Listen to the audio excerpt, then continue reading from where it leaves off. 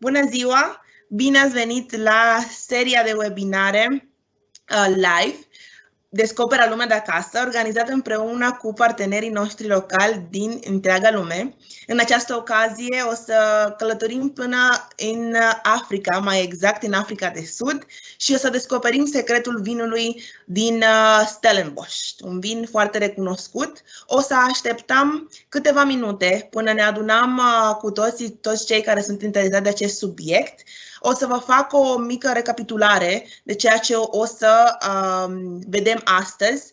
O să fie cu noi, alături de noi, să fie și unul din cofondatorii agenției Eturia, doamna Daniela Șah, care ne va oferi câteva cuvinte de bine ați venit în această serie de webinare live. Ulterior o să-i avem pe cei de la Stellenbosch, care o să ne explice istoria, o să ne vorbească despre diferite vinuri. O să vorbim despre un vin roze din partea lor, un vin alb, roșu și de gem, care este vinul al casei, vinul preferat al casei. Va fi o prezentare oferită de enologul Garrett, care o să ne dea explicațiile exacte despre acest vin. Trebuie să țineți cont de faptul că aveți secțiunea Questions and Answers. Este acea iconiță care arată ca un mesaj cu un semn de întrebare în interior. Acolo veți putea adresa întrebările voastre către noi. Avem o persoană chiar de la casa Waterford care va răspunde la orice întrebare legat de prezentarea lui Garrett. Acolo puteți scrie atât în română cât și în limba engleză și vom răspunde imediat la orice întrebare aveți legat de această prezentare. Stellenbosch ne-a oferit și un voucher de 10% discount pentru vinurile care vor fi achiziționate din distribuitorul pentru România, se numește Capreo. Acel link o să-l primiți acum și pe acest chat Question and Answers. Acolo dați click pe link și o să aveți un formular care trebuie să-l completați și un consultant din Capreo va asista pentru a vă oferi toate detaliile legate de vinurile care doriți să le achiziționați și cum puteți aplica acel discount de 10%.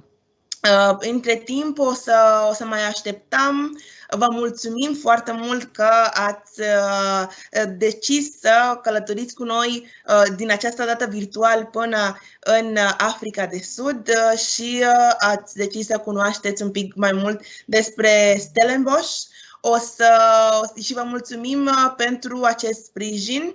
În aproximativ 2 minute o să pornim cu prezentarea și între timp o să o rog pe doamna Daniela să vină cu noi în această prezentare. Imediat.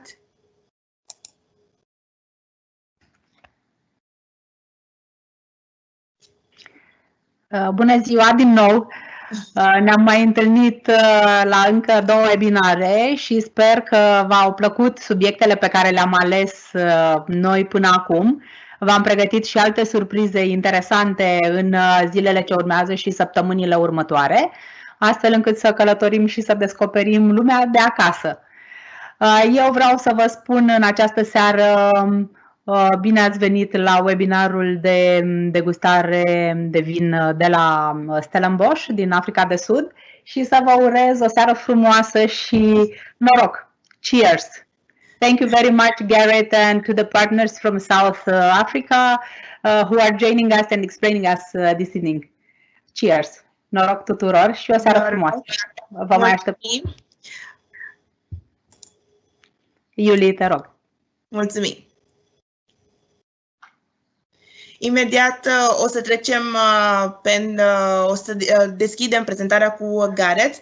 Acum vreau să vă reamintesc din nou, aveți acea sesiune de questions and answers, acolo ne puteți contacta, puteți discuta cu noi despre orice detaliu și o să putem răspunde chiar în timpul prezentării. Prezentarea va fi oferită în limba engleză de către Garrett, care imediat o să vină cu noi în această sesiune. So Garrett, thank you very much. We are just going to send to send you live with us. So welcome to Romania virtually, and thank you for having us in South Africa virtually. So we can wait to learn a little bit more about wine, about Stellenbosch in this case. Thank you. Thank you very much. It's a real pleasure just to be able to explain the beautiful wine industry we do have here in South Africa, and especially here on this estate, Waterford Wine Estate. Just in terms of kind of the history of wine here in South Africa, not many people know this, but South Africa has actually been producing wine for over 400 years. So the wine industry started around the 1650s, right? And then took some time to get a bit of traction. And then we have noticed in the last, say, a couple of decades, a real exposure to South African wines on the international market, right? So that is generally how things have gone about throughout our history, is that we have generally been quite contained and quite focused. Now we are looking to try and present South African wines to the world. All right, so when it comes to our estate, Waterford Wine Estate, we started our farm back in 1998. So as far as wine farms go here in South Africa, quite young. So quite new. Right, this partnership was put together by the combination of the Ord family and the Arnold family. So Kevin Arnold in particular, very well-renowned winemaker here in South Africa. He has been making wine for over 40 years to date. In 1998, he had already 20 years experience. So he worked at a farm called Dulheim here in South Africa for 9 years. He then went to Rustenvrede, which is actually very close to where Waterford is currently. He was there for 10 years, and then he helped create this estate in 1998. Partnering up with Jeremy Ord. Jeremy Ord is an executive director of a very big technology company here in South Africa.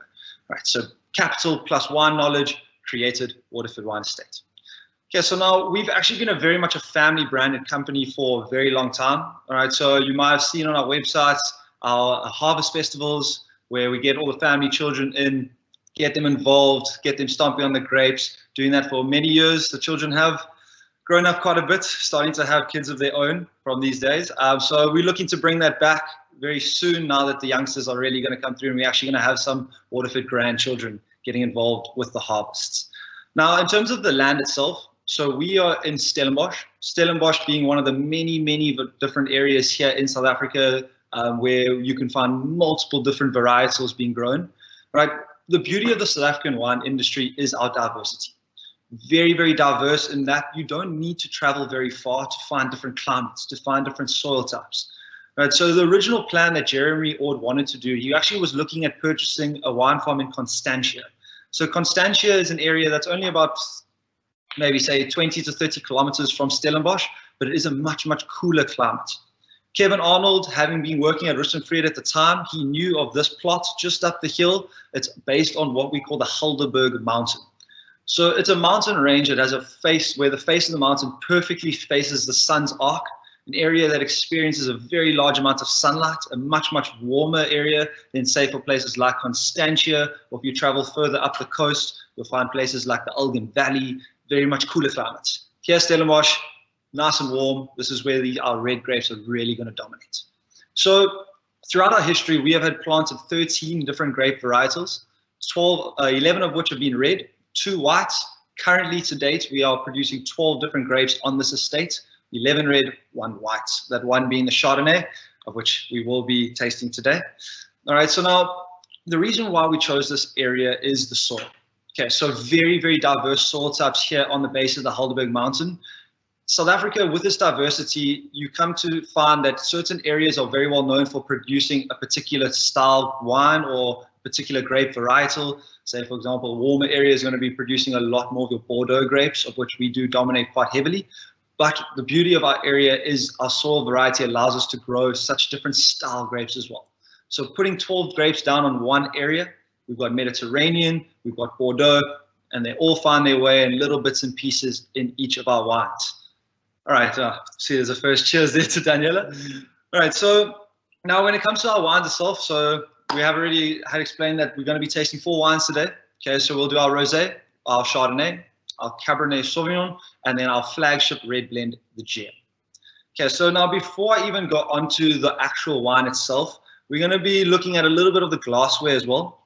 All right, so what I have here first up, we're using a company called Riedel glassware. Very, very high quality glass. And each of the 4 wines that we'll be tasting today are going to have their very own unique style glass. Okay, so for the first wine, this will be a bottle of our 2019 Rosé. So our Rosé has got a lovely name to it. I'm not sure if you see it there. It's called the Rosemary. So as I mentioned, very much a family-orientated farm. Rosemary is the name of our owner, Jeremy Ord's mother. All right, so very nice. I think it is definitely a rule. If you are going to own a wine farm, you've got to name something after your mom. All right, so beautiful style. Your first thing you would have noticed about this rosé is that lovely color. So it's very plush. All right, it's got a lovely blush color to it. Much more of a lighter style, not those deep, rich, heavy pink colors you will find from a lot of rosés. And that is because it is a Blanc de Noir. So Blanc de Noir, simply just French, meaning white from dark. All right, so what that means is we're not taking a combination of white and red grapes and making a wine out of it. We are taking red grapes only, and we're making a white wine from those red grapes. Okay, so it was something that I actually never really kind of discovered on my own. I had to be told that 99% of red grapes actually produce a clear liquid. So if you took a red grape and you were to give it a squeeze, the liquid that's going to come out of that grape is going to be a nice clear color. It's the skin contact of that grape that's going to give red wine its deep red color. So things like your Cabernets, your Merlots, Merlot being a very, very dark wine, very thick skins, and they get a lot of time in contact with that skin. For us, ranging between 2 and 3 weeks. So now with this rosé, only red grapes, the only time the juices touch the skin is for 2 to 3 hours. So very, very much limiting that skin contact, and that's how we get that lighter style, Blanc de Noir, white from dark. White wine from a red grape. All right, so now when it comes to the glass that we'll be pouring it into, okay, so what I've got in here is our white wine glass. So first thing you're going to notice about white wine glasses is they're going to have quite an elongated stem. Okay, so when it comes to our whites, we like them nice and chilled, perfect for here in South Africa, maybe a few days in Romania in the summer when it gets a little bit warmer. You want a nice, cool, chilled style glass, nice ice cold glass of wine. So that's why you never want to be placing your fingers anywhere near the actual bowl of the glass. Give yourself lots of space to be able to take a sip wherever you would like to. All right, so now about the wine itself, we actually make use of 5 different grape varietals that go into our rosé. So very much our Mediterranean grapes. So that's going to be Shiraz, Mourvedre, Sangiovese, there's Cinsault in there, Tempranillo. So all of those are going to bring out more of a kind of a sweeter style rosé. All right, it's very crisp, it's very refreshing. Flavor profiles are going to be leaning more towards the just slightly unripened berry flavors. So a little bit of raspberry that comes through. Does have a small bit of acidity because we will actually whole bunch press our rosé. So most of our wines, we're going to be de-stemming the grapes and then putting them through our press. When it comes to our rosé, we whole bunch press. So they are going to be the small little bits of grapes that are going to get in there that aren't quite ripe yet. What that's going to do is really up the acidity and bring it a little bit more crisp and more refreshing style. That is what we're going for with these blush style rosés. It's a daytime drink. All right, there isn't really an inappropriate time of the day to be enjoying our rosé. With its slightly lighter style, also alcohol dropping down to only about 10.8%. Here in South Africa, that is a little bit lower than you are going to find most of our wines. Right, so it's one of those ones you don't really have to look at your watch to check if it's 12 o'clock before you start drinking. Right, so this is brunches, picnics, sundowners, anything that you find a more of a lighter style, this bottle of rosé is going to be the right thing to have on the table. Okay, so now before I actually go on to the start of the tasting, what you need to look at when you're tasting wine is the 3 T's of tasting: texture, temperature, and taste. Okay, so that is all going to play a part, and it all must vary depending on the style of wine you want. Certain wines, if served too cold, are then now you're going to miss out on a lot of the flavors, and some wines, like more of these rosé styles, served too warm, yeah, not going to be the most pleasurable style while you drink it. Okay, so as I've mentioned now, we're going for that lighter style rosé, so that's going to pair very well with your lighter style meals as well. Picnic style meals, so small little finger foods, great. If you're going to be putting this rosé together with a nice dinner, we're going to be going for more of your lighter style meats. So there'll be small, subtle pork, salmon, any kind of fish-based meals is great as well. Even a little bit of fish here and there goes really, really well. But in terms of your kind of fruits and vegetables, as I mentioned, you want to go for those lighter style berries to really complement the lighter style rosé. So that's going to be your strawberries, raspberries, and whatever can go through. Now, fresh vegetables are always fantastic with our rosé. So now, as we get a good taste, what you want to do is first also incorporate your nose and your palate. Okay, so it's not just a case of having a nice sip of wine. You want to give it a good nose. The beauty of that is that some wines are going to contrast their nose from their palate. Some wines are going to complement. It's always going to help kind of putting together what you're going to find out of the wine. It's often more heavily oaked wines are going to shine through a lot more when you give a wine a good smell. Others a little bit more when you give a good taste. So it's always important to really just incorporate those both when doing the tasting of any wine. All right, so now what we're going to go into next. Okay, so the next one that I have for you is a very, very special wine here at Waterford. Okay, so this will be a bottle of our 2017 Estate Chardonnay. All right. Okay, so it's an Estate Chardonnay. It's a very, very special wine to us here at Waterford for two reasons. Okay, so not only does it sit as the oldest block of vines on this farm, these vines were planted in 1988. So for those of you that would have remembered, I mentioned that we only started our farm in 1998. When we arrived at this land, it was actually a fruit farm. So it was a citrus farm where they did have blocks of vines growing. The fruit itself, pears, citrus, whatever it may be, were doing all right. They weren't really thriving. So Jeremy and Kevin decided, you know what? We're going to purchase this land and we're going to turn it into a beautiful wine estate because the region itself is just so suited for growing these grapes. So the Chardonnay stands as the last white grape that we do grow here on this estate. But what makes it very important is that 1988 date. 1988 also sets it as one of the oldest blocks of Chardonnay here in the country. So the Thalassovirus virus was a very big problem towards the late 70s, early 80s here in South Africa. A virus that very much attacked Chardonnay.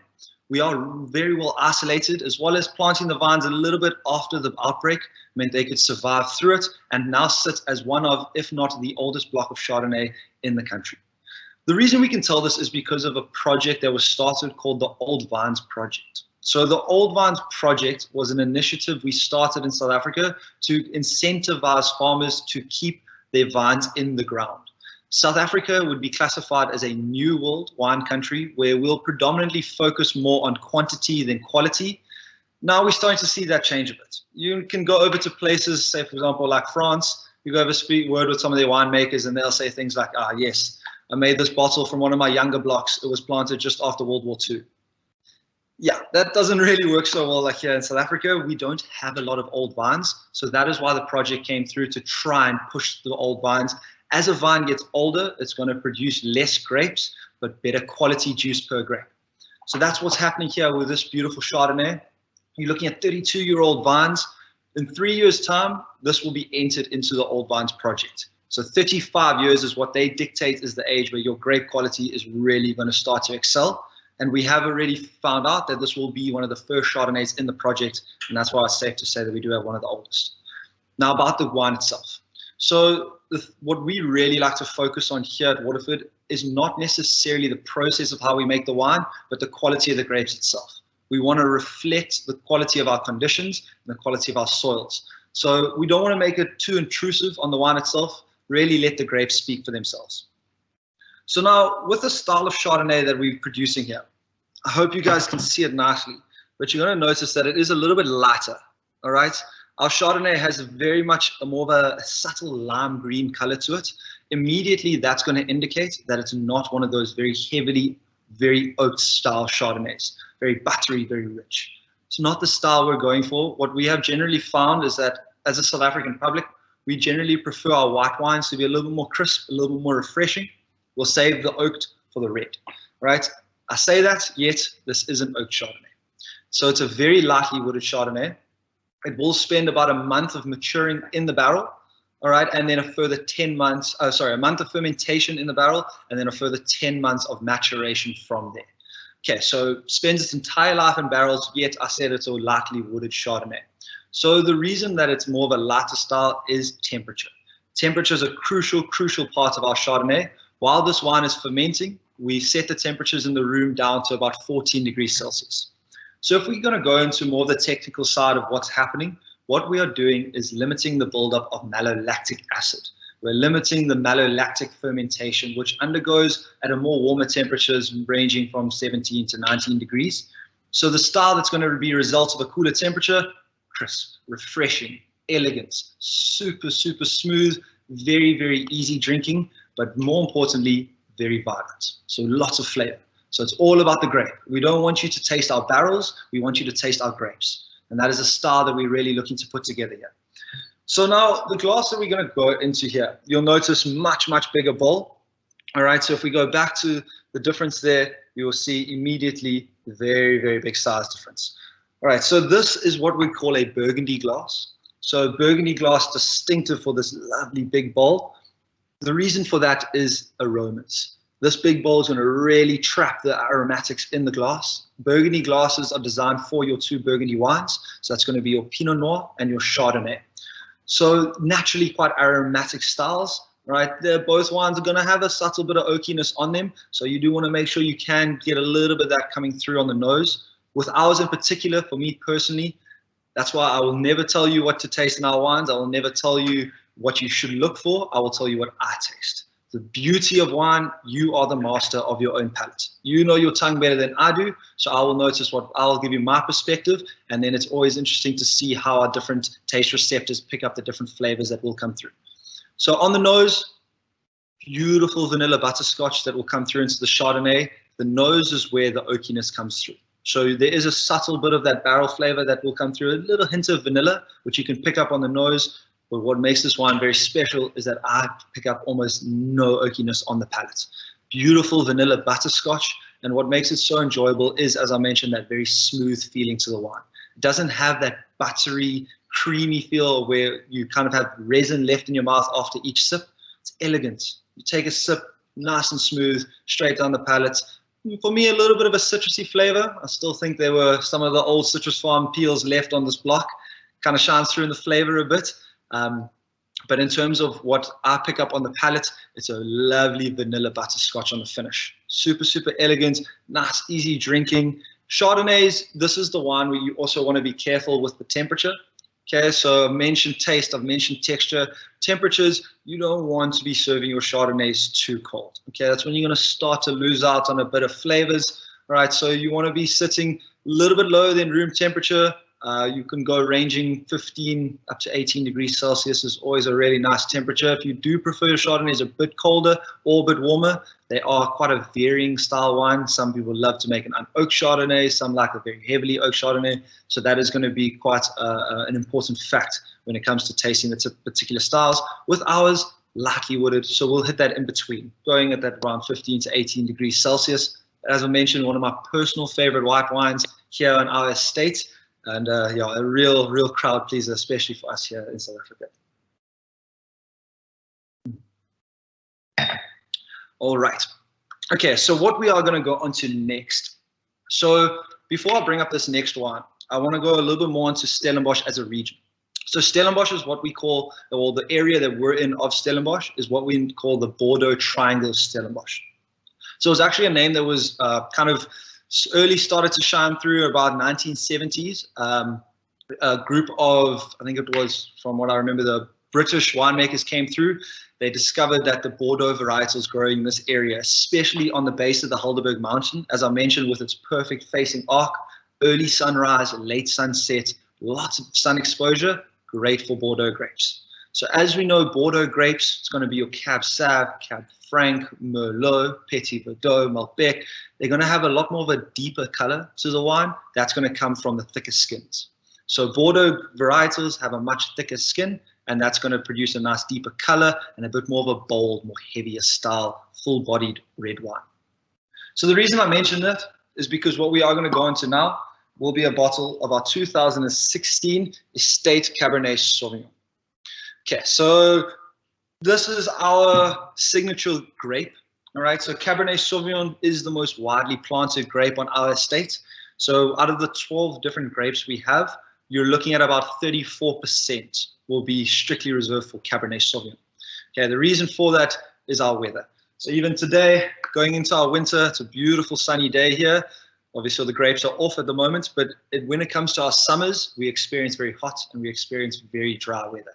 So these beautiful small berry cab, they can really handle the heat. And what that does is it really promotes the fruity flavor that you do pick up in the wine. Cabernet Sauvignon's beautiful, nice fruity wine.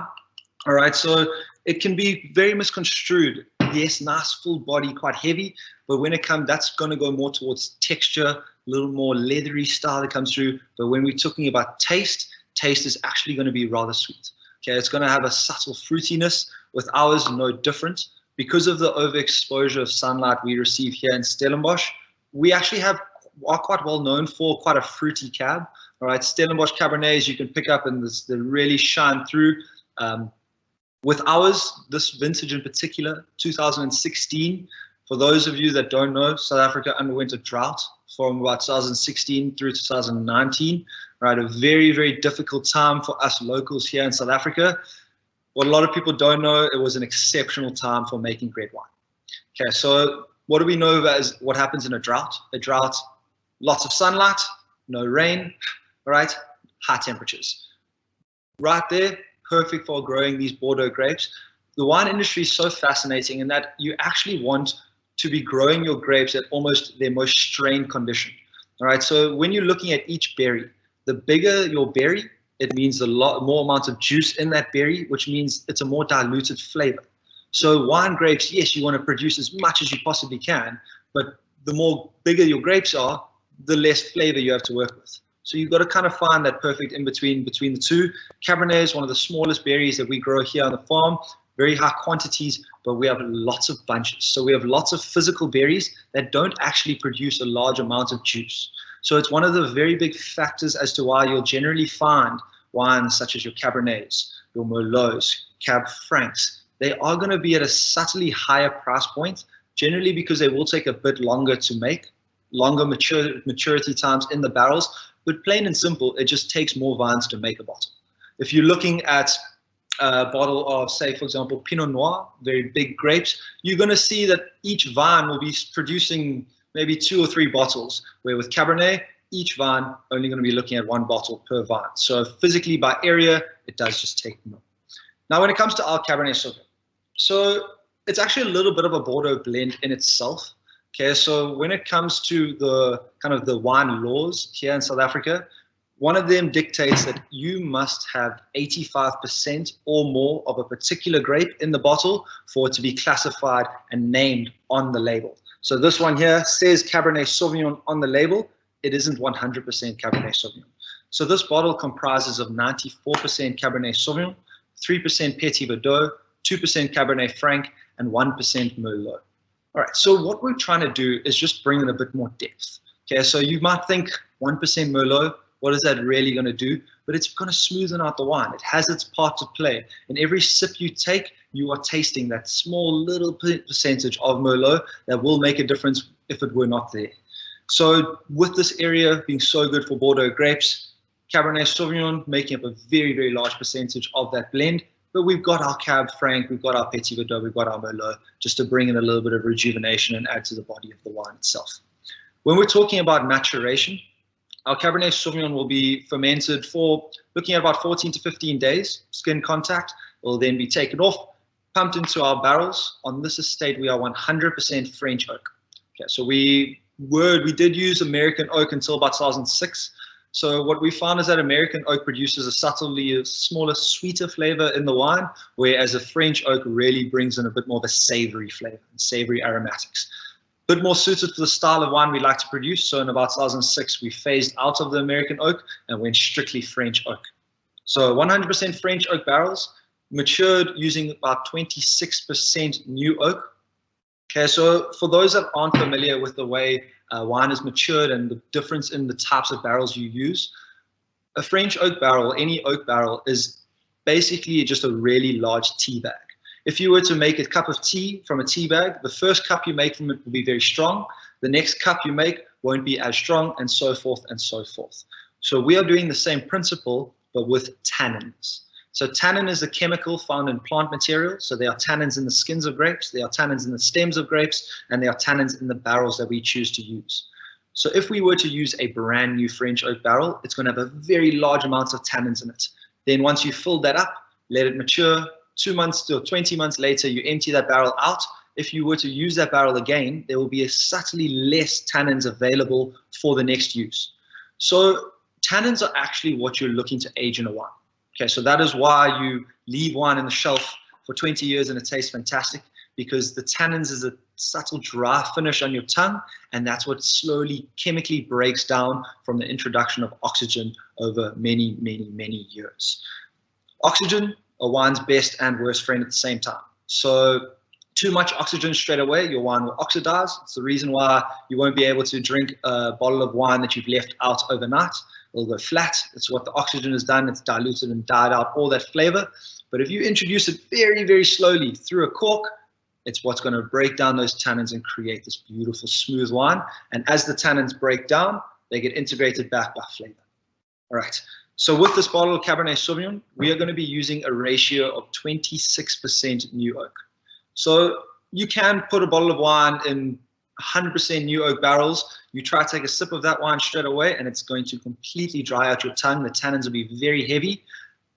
It's not really a marketing tool. That wine will be very good in 30 to 40 years' time, but you can't drink it now.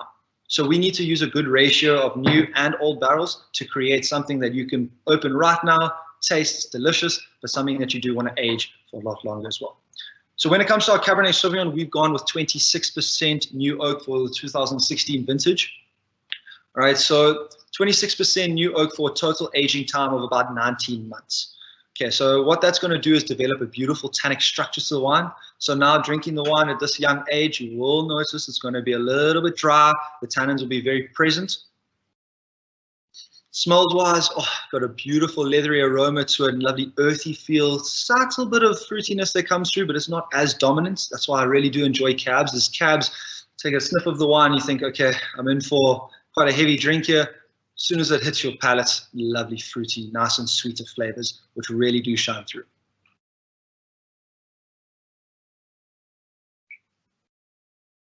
All right, so there it is. It's very sweet, lovely fruity flavors. As I mentioned, the 2016 vintage is one of our exceptions, with it being right in the middle of the drought. Very dry year means it's a beautifully fruity style Cabernet Sauvignon. When it comes to aging potential of this particular bottle of wine, right, you're looking at about 8 to 15 years. Okay, so that's just really going to help break down the tannins. Any year that you can resist opening up a bottle of Cabernet, try if you can. Even Kevin Arnold himself says opening up a Cabernet Sauvignon 10 years before, anyway, before 10 years of aging, a little bit of a crime. I myself definitely can't wait. So I would suggest maybe getting a case, if not more, and hope that the last bottle makes it to 10 years. But yeah, generally, we've got to go for wine that can be drank well now, but then you do also will be able to mature it. And Stellenbosch cabs that are anywhere between the 10 and 15 years, wow, fantastic, fantastic drinking wines. All right. Okay. So now what we are going to finish off with today. All right, so this is a very, very special one. Okay, so here you would have noticed what I mentioned is our soil, our conditions, our location. South Africa being at the bottom of a continent that not many people are worrying too much about. All right, we need to shine. We have for many, many years competed against each other, saying we have the better wine than you. Why not just now collaborate as a country and show what this country has to offer? And I cannot think of a better wine to epitomize that than the next bottle we'll be doing. Okay, so the next one is the Gem. All right, so this is our flagship red blend. All right, so the Gem itself was originally made for 2 reasons. So the first reason is that Kevin and Jeremy wanted to create something that was uniquely South African, but something that could also be compared on a global stage. All right, so now when we're talking about a uniquely South African wine, what I've mentioned is our diversity. So you can go to travel to places, say, for example, the Napa Valley.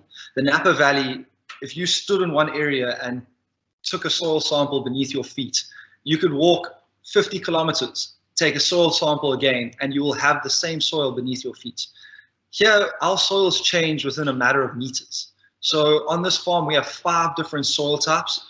Our soil varies so quickly that even within one block of vines, we change up the varietals. So we will have Cabernet Sauvignon growing, and then it will switch to Shiraz because the soil beneath the vines changes just like that. So it's very important for our viticulturists to not just know how the grapes are growing, but what's happening below the ground as well. So now, what makes this so uniquely South African, though, is not that it's an 8 varietal red blend. So there are 8 different grapes that go into this bottle of wine, but that all 8 of those grapes have been grown here on this farm. So it's very easy to put together a big blend of lots of grapes, but can you grow all of those grapes at a very high quality in just one area alone? So that's what the truly unique side of it is. It's an estate wine. From this farm, 11 different red wines are produced, 11 different red grapes are produced, 8 are put into this bottle right here. But now when we're talking about comparing on a global stage, so the gem has been placed in the top 1% of wines on the planet, just receiving current vintage of 2014 received a 97 out of 100 on our local Tim Atkins award system, an internationally renowned system. Right, so it's really, really exceptional quality, incredibly elegant, and something that you really are not going to find anywhere else on the planet. Okay, so now when we're talking about an 8 varietal red blend, 8 different grapes going in there, why should 8 grapes be better than 1? Right, there's just going to be diversity, there's going to be elegance, there's going to be complexity, there's going to be flavors that are going to be integrating themselves in your mouth that you are not going to be able to achieve out of your standard bottle of wine. Right, when it comes to the glassware that we're going to be using, all right, so this is a lovely big glassware from Riedel. All right, so this will actually be specified for Shiraz. So you're going to notice it's a much, much bigger bowl. All right, that's looking to really, really trap in the aromas. Okay, so when we're looking at smells and flavors that are coming off the gem, I struggle to mention them because it's just so complex. You know, it's a wine that's ever evolving. It's something that will even change from your first sip to your last sip, right? But the blend itself, right, we actually save the decisions on how we put it together for what the farm provides us. So no gem has ever been produced the same way. We started with our first vintage in 2004. It was the first ever gem. And we will also, very importantly, not make the gem in the years where the grapes are just not good enough quality. So 2008, 2013. If anyone ever tries to sell you a gem from those vintages, they are lying. It does not exist. We did not produce the wine, right? We do not make the gem in the years where the grapes are not good enough quality. The vines that are used for the gem are handpicked every year. A panel of 5 will go into the vines, and they will make sure that we are taking only the best grapes from our farm that get put into our flagship red blend. So it's going to be a Bordeaux dominant blend. All right, so what you'll find is that it is Cabernet Sauvignon driven with this current vintage, looking around 45%. Okay, the Bordeaux varietals are going to shine through at about 70 to 80% of the blend, and then that last 20% comes through with more of those Mediterranean varietals. All right, just because my memory is horrible. So to give you an indication of the actual varietals you'll find in the gem, it is, as I mentioned, 45% Cabernet Sauvignon. There's Shiraz, Cab Franc, Petit Verdot, Merlot, Mourvedre, Sangiovese, and Barbera. So there it is. That's the unique side of the gem. All right, brought to you here, beautiful, lovely box that you'll find it in. All right, so you know it's got complexity. The wine itself, very, very complicated to make, but you'll notice if you enjoy a bottle, very, very simple to drink. Okay, so what we'll do is have to individually mature each of those 8 different varietals. After a couple of months maturity, we need to now start thinking about how we're going to put this blend together. So a series of roughly 13 to 15 blends are made each year.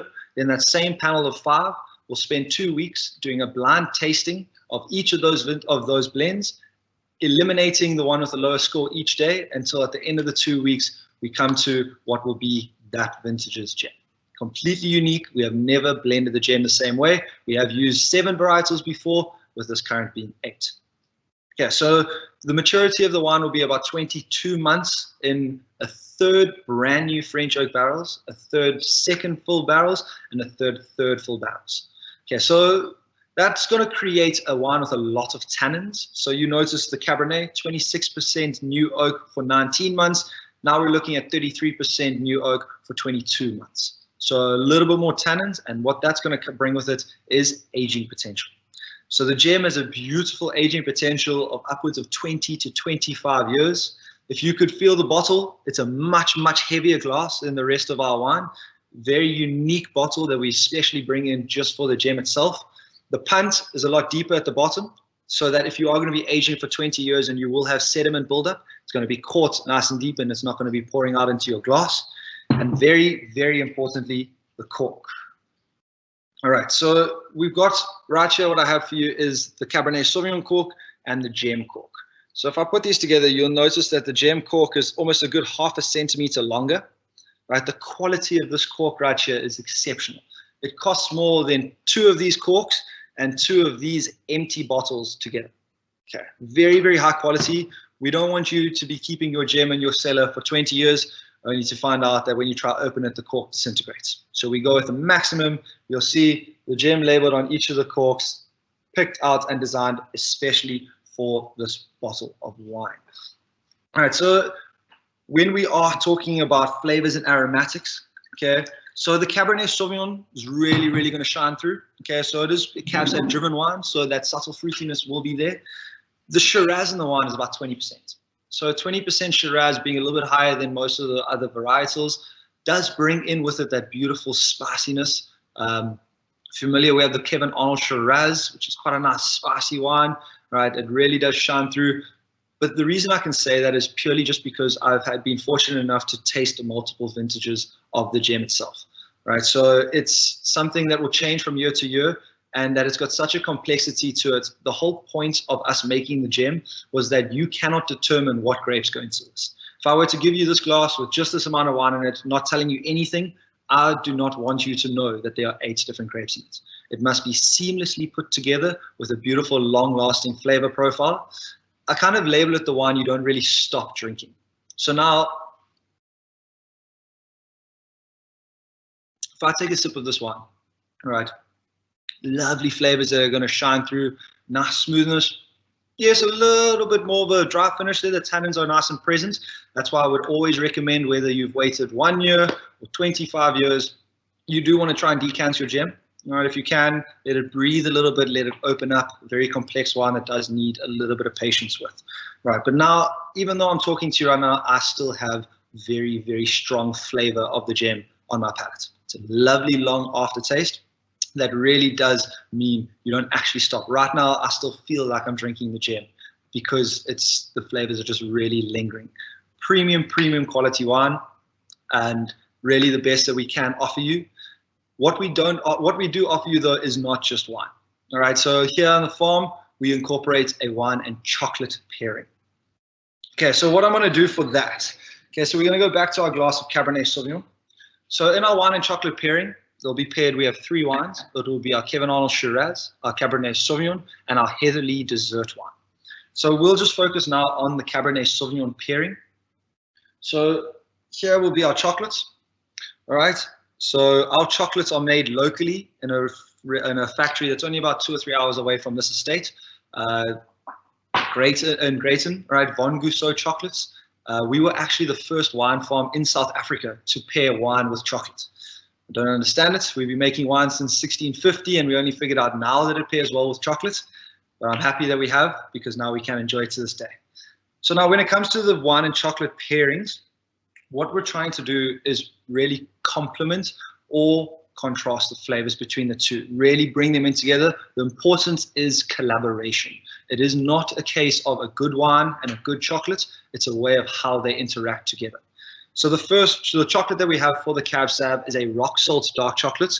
You see the little granules of salt in the chocolate there. So that's going to really incorporate with the pairing of the wine as well. So with the Cabernet Sauvignon, I didn't mention any food pairings because this is what the chocolate's there to really emulate. Okay, it's really there to show the type of meal you're really going to have it with. With Cabernet Sauvignons generally being a little bit more tannic, so a little bit more of a dry finish, you would want to pair those with more of your bigger, bolder, saltier style meals. A full-bodied red goes great with a nice full-bodied meat. My 2 personal favorite things about us here in South Africa, the quality of our Cabernet Sauvignon and the quality of our steak to go with it. So a nice, big, heavy red meat, lots of salt, goes great, as the salt is going to have a chemical reaction with the wine and slowly break down those tannins over time. So what you would do if ever pairing a wine and chocolate together, first, get a good sip of the wine. Then you want to have a bite of the chocolate.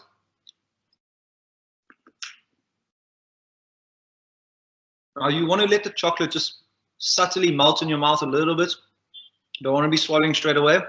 So that way when you go back to the wine, the two can really interact with each other.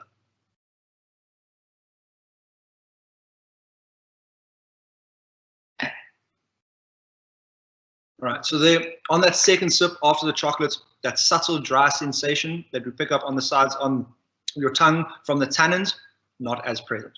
Okay, so it's slowly breaking down those tannins in the exact same way that you would age a bottle of wine over a number of years. So now what I've just tasted, my first sip would have been a 2016 Cabernet Sauvignon.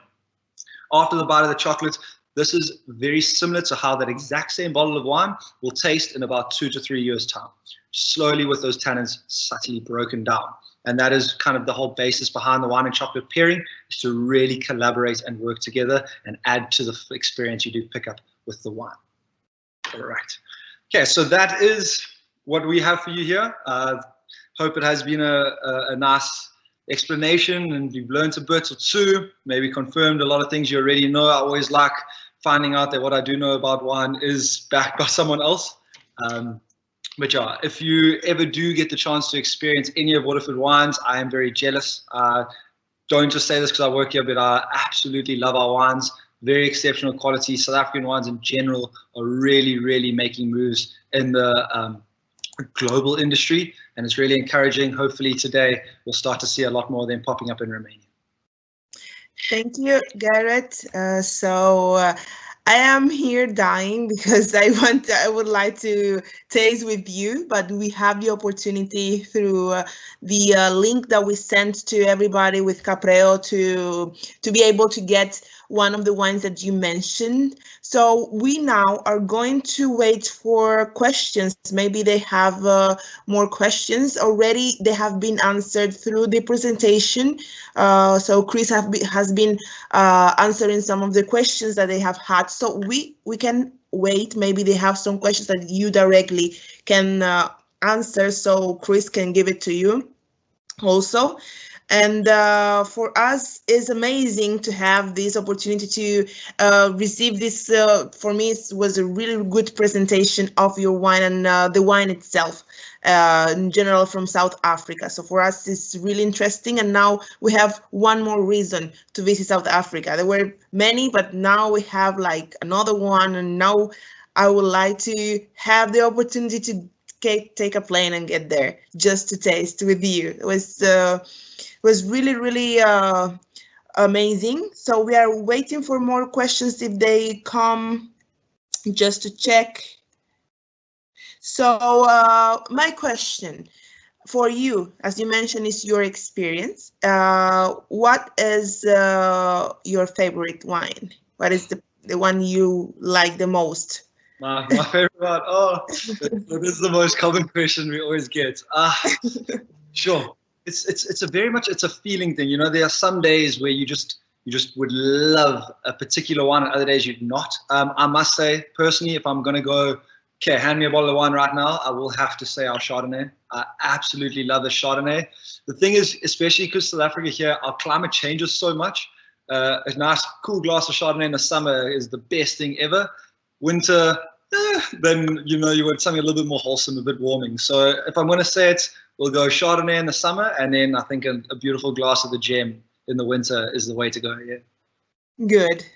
Good for us. So just we're going to wait a little bit for any questions if we have. I think we covered a lot about the wine. So for me personally, the first things I will do after we finish, I will get to the Capreo site and order at least the rosé. I love the name, as you mentioned, the story behind the wine. So I will do that.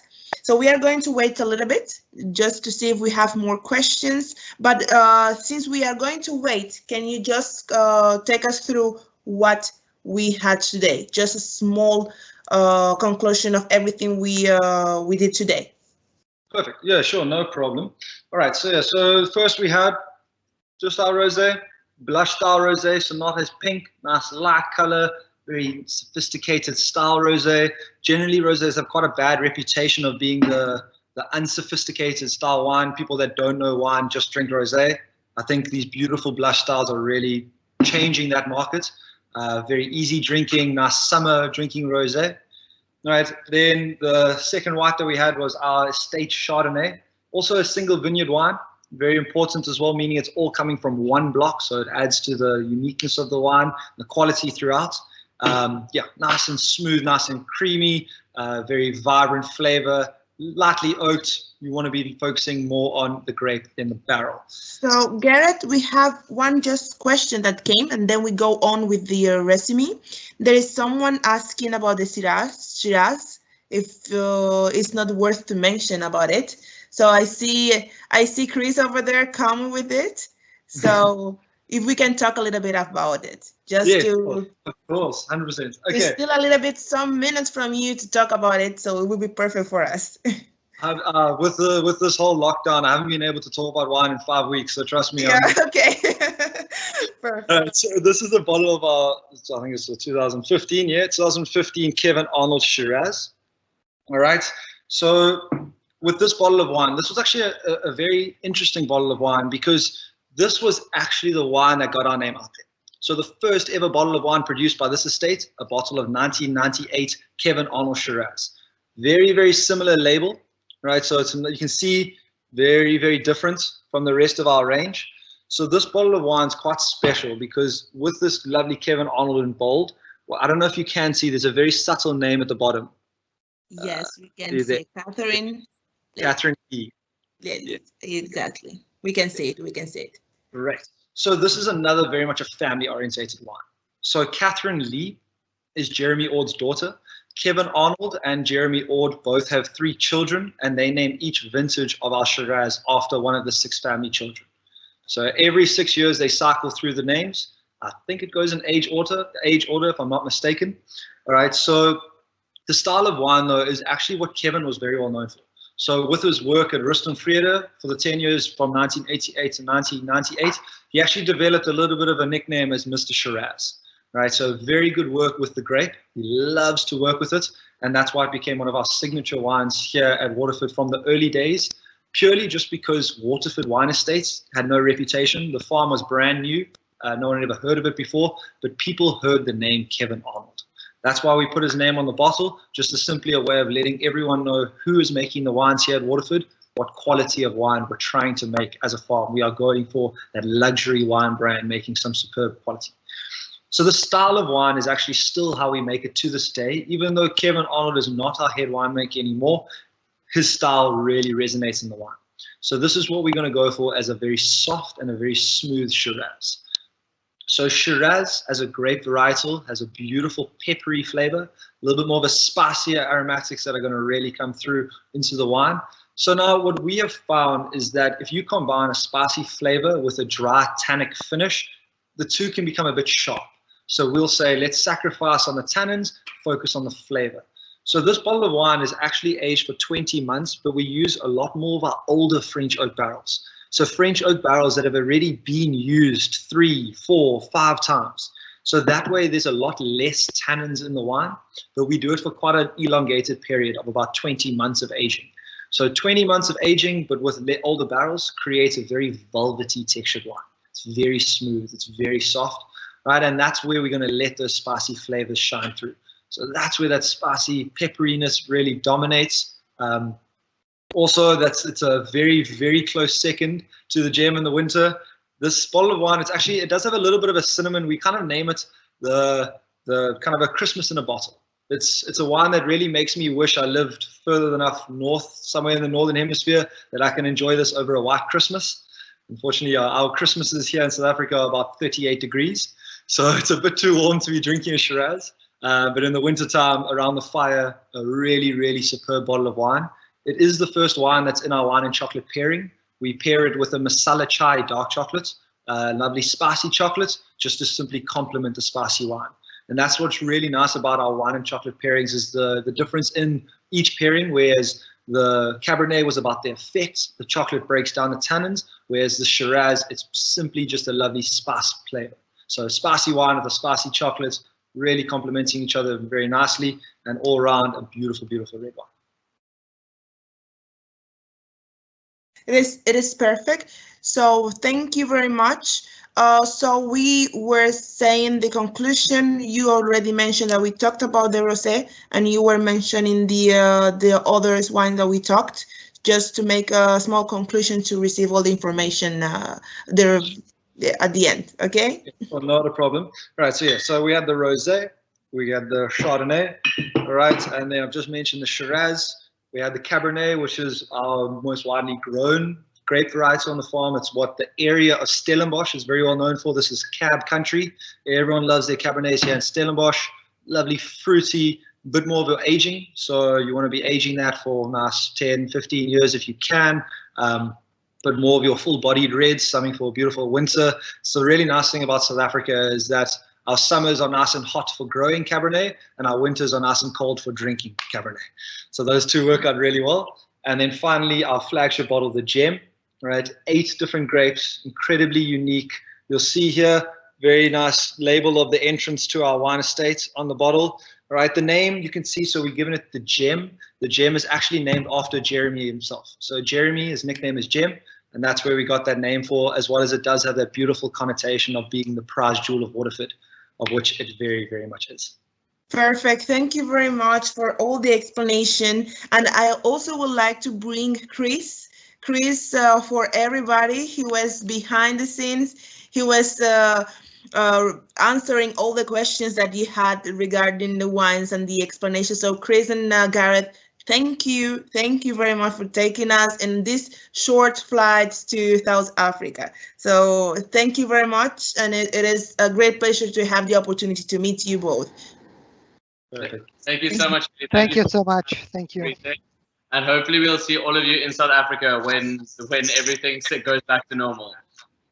Yes, for sure will come. Thank you so much, Gareth, and thank you, Chris, for the support and for this lovely evening. You too, see you in South Africa. For sure. Thank you, guys. Thank you very much. Bye. Cheers. Vă mulțumim tuturor că ați fost cu noi în această seară. Doar să vă reamintesc că în secțiunea Q&A aveți linkul către site-ul Capreo, unde puteți achiziționa vinurile și dacă v-a plăcut această prezentare, dacă v-a plăcut metoda prin care am adus această țară, Africa de Sud, lângă noi, chiar din confortul caselor noastre, vă așteptăm la următoarele webinare și seria de webinare Descopera lumea de acasă. Vă mulțumim și un weekend plăcut în continuare vă dorim. La revedere! Mulțumim și nu uitați să ne dați și feedback. Să completați formularul de feedback. Exact. La revedere tuturor! La revedere! Pa, pa!